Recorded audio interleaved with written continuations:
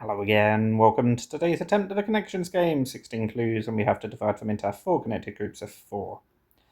We'll start with marooning someone, stranding them, deserting them, and just dumping them in the middle of nowhere. There we go, they all mean to abandon. What else? These are all to do with numbers, but I'm sure there's something else to it, so I'm not completely convinced by that. There's standard deviation and normal distribution. That might be a group. There's chocolate and vanilla. I don't know what they're going to go with. They might be something to do with a horse. Although I would think chocolate and vanilla are sort of shades of colour on a horse, whereas horse is obviously not a colour of a horse. Plain and normal, I suppose, could go with chocolate and vanilla. Are they just all flavours? Oh, it's one away. Very frustrating. It's probably plain and something else.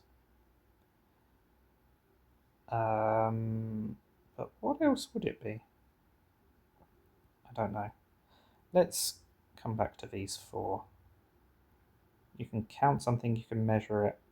No, but are we talking verbs or nouns?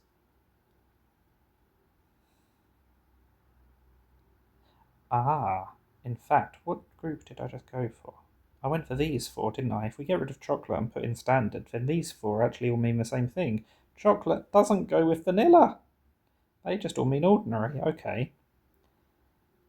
So, what about the last 2? The weight of something, the count of it, the measure of it, the volume of it. Not completely convinced that works. They sort of do go together though, don't they?